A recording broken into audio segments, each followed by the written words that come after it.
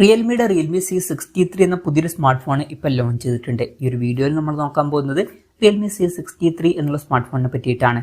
അപ്പം ആദ്യം നമ്മൾ ഫീച്ചേഴ്സും കാര്യങ്ങളൊക്കെ നോക്കുകയാണെന്നുണ്ടെങ്കിൽ എടുത്തു പറയേണ്ട ഒന്നാമത്തെ ഒരു കാര്യം ഇതിൻ്റെ ബാറ്ററിയാണ്. 5000 mAh ബാറ്ററി കൊടുത്തിട്ടുണ്ട്.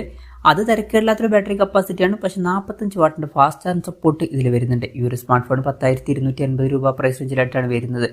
ആ ഒരു പ്രൈസ് റേഞ്ചിൽ 45 വാട്ടിൻ്റെ ഫാസ്റ്റ് ചാർജ് സപ്പോർട്ട് എന്നുള്ളത് എടുത്തു പറയേണ്ട ഒരു കാര്യം തന്നെയാണ്. പിന്നെ ടൈപ്പ് സി ചാർജിംഗ് പോർട്ടും ഇതിൽ കൊടുത്തിട്ടുണ്ട്. അപ്പം ഈ ഒരു ഫോണിൻ്റെ ഹൈലൈറ്റ് ആയിട്ടുള്ള ഫീച്ചർ എന്ന് പറയുന്നത് ബാറ്ററി തന്നെയാണ്. ബാക്കി ആവറേജ് ആയിട്ടുള്ള ഫീച്ചേഴ്സാണ് വരുന്നത്. ഇപ്പോൾ പ്രോസസ്സറിൻ്റെ കാര്യത്തിൽ യൂണി SoC T612 എന്ന പ്രോസസ്സർ എടുത്തിട്ടുണ്ട്. 10,250 രൂപ പ്രൈസ് റേഞ്ചിൽ അത്ര മികച്ച പ്രോസസ്സറാണ് എന്നൊന്നും പറയാൻ പറ്റില്ല. ആവറേജ് ആയിട്ടുള്ള ഒരു പ്രോസസ്സർ മാത്രമാണ് ഈ ഒരു പ്രോസസ്സർ. അതും പെർഫോമൻസ് ഓറിയൻറ്റഡ് ആയിട്ടുള്ള ഒരു ഫോണൊന്നുമില്ല ഈ ഒരു പ്രൈസ് റേഞ്ചിൽ. പിന്നെ 5G സപ്പോർട്ടൊന്നുമില്ല, മാക്സിമം 4G സപ്പോർട്ടാണ് വരുന്നത്. ബേസ് വേരിയന്റിൽ തന്നെ 6GB RAM 128GB ഇന്റേണൽ കൊടുത്തിട്ടുണ്ട്. അത് നല്ലൊരു കാര്യം തന്നെയാണ്. പിന്നെ 8GB RAM 128GB ഇന്റേണലുമായിട്ട് വരുന്ന ഒരു വെർഷനും വരുന്നുണ്ട്. LPDDR4Xന്റെ റാമാണ് ഇതിൽ ഉപയോഗിച്ചിരിക്കുന്നത്. മെമ്മറി എക്സ്പാൻഡ് ചെയ്യണമെന്നുണ്ടെങ്കിൽ ഡെഡിക്കേറ്റഡ് മെമ്മറി കാർഡ് സ്ലോട്ടും കാര്യങ്ങളൊക്കെ വരുന്നുണ്ട്. അതായത് 2 സിം യൂസ് ചെയ്യുമ്പോൾ തന്നെ ഒരു മെമ്മറി കാർഡ് നമുക്ക് സെപ്പറേറ്റ് ആയിട്ട് യൂസ് ചെയ്യാം. വെർച്വൽ റാം എന്നുള്ള ഫീച്ചറും വരുന്നുണ്ട്. അതായത് എക്സ്ട്രാ റാം വേണ്ട സമയത്ത് ഇന്റേണൽ മെമ്മറിയിൽ നിന്ന് കുറച്ച് മെമ്മറി എടുത്തിട്ട് അത് റാമായിട്ട് യൂസ് ചെയ്യുന്നതായിരിക്കും. അങ്ങനെ 8GB RAM വരെ എക്സ്ട്രാ നമുക്ക് ലഭിക്കുന്നതായിരിക്കും. NFC എന്നുള്ള ഫീച്ചർ സപ്പോർട്ട് ചെയ്യുന്നുണ്ട്. അത് നല്ലൊരു കാര്യം തന്നെയാണ് ഈ ഒരു പ്രൈസ് റേഞ്ചിൽ. പിന്നെ ഇന്ത്യൻ വെർഷനിൽ NFC ഉണ്ടാവുമോ എന്നും പറയാൻ പറ്റില്ല. പലപ്പോഴും ഇന്ത്യൻ വെർഷൻസിൽ NFC സ്കിപ്പ് ചെയ്യാറുണ്ട്. പിന്നെ റെയിൻ വാട്ടർ സ്മാർട്ട് ടച്ച് എന്നുള്ള ഫീച്ചറൊക്കെ ഇതിൽ സപ്പോർട്ട് ചെയ്യുന്നുണ്ട്. അതായത് ഫോണിൻ്റെ മുകളിൽ ചെറിയ രീതിയിലൊക്കെ വെള്ളമായാലും വലിയ ഇഷ്യൂസ് ഒന്നും ഇല്ലാതെ തന്നെ നമുക്ക് ടച്ച് ചെയ്ത് യൂസ് ചെയ്യാൻ കഴിയുന്നതായിരിക്കും. എയർ ജസ്റ്റേഴ്സ് എന്നുള്ള ഫീച്ചറും ഇതിൽ വരുന്നുണ്ട്. അതും നല്ലൊരു കാര്യം തന്നെയാണ്. അതായത് ഫോണിൽ ടച്ച് ചെയ്യാതെ തന്നെ പല ഫംഗ്ഷൻസും നമുക്ക് നടത്തിയെടുക്കാവുന്നതാണ് ചില ജസ്റ്റേഴ്സൊക്കെ യൂസ് ചെയ്തിട്ട്. സിംഗിൾ സ്പീക്കറേ വരുന്നുള്ളൂ ഈ ഒരു പ്രൈസ് റേഞ്ചിൽ. അത് വലിയ പ്രശ്നമായിട്ടൊന്നും പറയാനും പറ്റില്ല. പിന്നെ 3.5mm ഓഡിയോ ജാക്ക് കൊടുത്തിട്ടുണ്ട്. Android 14 ബേസിലുള്ള റിയൽമി സോഫ്റ്റ്വെയർ ആണ് ഈ ഫോണിൽ വരുന്നത്. ക്യാമറയുടെ കാര്യം പറയുകയാണെന്നുണ്ടെങ്കിൽ ഡുവൽ ക്യാമറ സെറ്റപ്പ് ഫോണിൻ്റെ പിന്നിൽ കൊടുത്തിട്ടുണ്ട്. 50 MP f1.8 അപ്പേഴ്സിൽ വരുന്ന മെയിൻ ക്യാമറ സെൻസർ വരുന്നുണ്ട്. പിന്നെ 2 MP ഒരു ഡെപ്ത് സെൻസറും കൊടുത്തിട്ടുണ്ട്. ഫ്രണ്ടിൽ 8 MP സെൽഫി ക്യാമറ ആണ് വരുന്നത്. അതും തിരക്കേടില്ലാത്തൊരു ക്യാമറ സ്പെസിഫിക്കേഷൻ വരുന്നുണ്ട് എന്ന് പറയാവുന്നതാണ്. Side mounted finger print sensor ഇതിൽ കൊടുത്തിട്ടുണ്ട്. ഫോണിൻ്റെ വെയിറ്റ് വരുന്നത് 189 ഗ്രാമാണ്. തിക്നെസ് വരുന്നത് 7.74 ആണ്. IP54 റേറ്റിംഗ് ഇതിൽ സപ്പോർട്ട് ചെയ്യുന്നുണ്ട്. ഈ ഒരു പ്രൈസ് റേഞ്ചിൽ അത് നല്ലൊരു കാര്യം തന്നെയാണ്. പിന്നെ ഈ ഫോണിൻ്റെ ജെയ്ഡ് ഗ്രീൻ അതുപോലെ തന്നെ ലെതർ ബ്ലൂ എന്നീ കളർ വേരിയൻസ് ആണ് ഇപ്പോൾ ലോഞ്ച് ചെയ്തിരിക്കുന്നത്. ഇനി ഡിസ്പ്ലേയുടെ കാര്യത്തിലോട്ട് വരികയാണെന്നുണ്ടെങ്കിൽ 6.74 HD+ ഡിസ്പ്ലേ ആണ് ഈ ഫോണിൽ വരുന്നത്.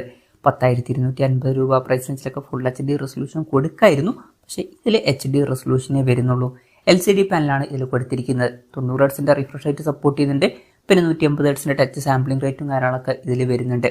വാട്ടർ ഡ്രോപ്പ് നോച്ച് ഡിസൈനിലെ നോച്ചേ കൊടുത്തിട്ടുള്ളൂ. പഞ്ചോൾ ഡിസൈൻ ഒന്നും ഇതിൽ കൊടുത്തിട്ടില്ല. പിന്നെ 90.3% സ്ക്രീൻ ടു ബോഡി റേഷ്യോ ഈ ഫോണിൽ വരുന്നുണ്ട്.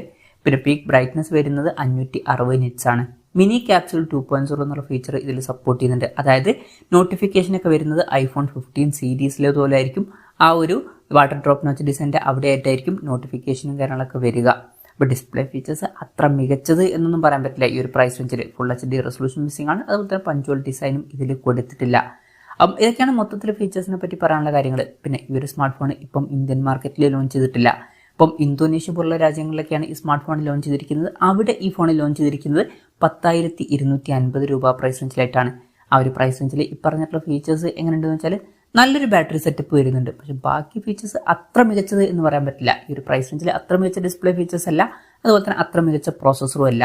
ക്യാമറ സ്പെസിഫിക്കേഷൻ വലിയ തിരക്കേടില്ല എന്ന് പറയാവുന്നതാണ്. അപ്പം മൊത്തത്തിൽ നോക്കുമ്പോൾ അത്ര മികച്ചത് എന്ന് പറയാൻ പറ്റില്ല. എന്നാലും നല്ലൊരു ചാർജിങ് സ്പീഡും കാര്യങ്ങളൊക്കെ വേണമെന്നുണ്ടെങ്കിൽ ഈ ഒരു ഫോൺ കൺസിഡറും ചെയ്യാവുന്നതാണ്. പിന്നെ ഇന്ത്യയിൽ ലോഞ്ച് ചെയ്യുന്നത് വെച്ചാൽ ഇന്ത്യയിൽ ഈ ഫോൺ മിക്കവാറും ലോഞ്ച് ചെയ്യുന്നതായിരിക്കും. പക്ഷേ ഇന്ത്യയിൽ ലോഞ്ച് ചെയ്യുകയാണെന്നുണ്ടെങ്കിൽ വില ഇത്രയും കൂടുതലൊന്നും വരാൻ ചാൻസ് ഇല്ല. അപ്പം നമ്മുടെ എക്സ്പെക്ടേഷൻ പറയുകയാണെന്നുണ്ടെങ്കിൽ ഇന്ത്യയിൽ ഈ ഫോണ് ഒരു 8,000-9,000 രൂപ പ്രൈസ് റേഞ്ചിലായിട്ട് ലോഞ്ച് ചെയ്തേക്കാം. കൺഫർമേഷൻസ് ഒന്നുമില്ല, ജസ്റ്റ് നമ്മുടെ എക്സ്പെക്ടേഷൻ പറഞ്ഞു എന്നേ ഉള്ളൂ. ഇന്ത്യയിലെ ലോഞ്ച് ഡേറ്റിനെ പറ്റിയിട്ടുള്ള കാര്യങ്ങളൊന്നും പറയാൻ കഴിഞ്ഞിട്ടില്ല. അതിനെ പറ്റിയിട്ടുള്ള കാര്യങ്ങളൊക്കെ അറിയുമ്പോൾ അതിനെ പറ്റിയിട്ടുള്ള വീഡിയോസൊക്കെ നമ്മൾ ചെയ്യുന്നതായിരിക്കും. അതുപോലുള്ള വീഡിയോസ് കാണാൻ താല്പര്യമുണ്ടെന്നുണ്ടെങ്കിൽ ഈ ചാനൽ സബ്സ്ക്രൈബ് ചെയ്യാവുന്നതാണ്. എന്തായാലും റിയൽമിയുടെ റിയൽമി C63 എന്ന പുതിയൊരു സ്മാർട്ട് ഫോൺ ഇപ്പോൾ ലോഞ്ച് ചെയ്തിട്ടുണ്ട്. ഈ ഒരു ഫോണിനെ പറ്റിയിട്ടുള്ള നിങ്ങളുടെ അഭിപ്രായം ജസ്റ്റ് ഒന്ന് കമൻറ്റ് ചെയ്യുക. അതുപോലെ തന്നെ ഈ ഒരു സ്മാർട്ട് ഫോൺ ഇന്ത്യൻ മാർക്കറ്റിൽ നിങ്ങൾ ഏത് പ്രൈസിങ്ങിലാണ് എക്സ്പെക്ട് ചെയ്യുന്നത് എന്നുള്ള കാര്യം കൂടി ജസ്റ്റ് ഒന്ന് കമൻറ്റ് ചെയ്യുക.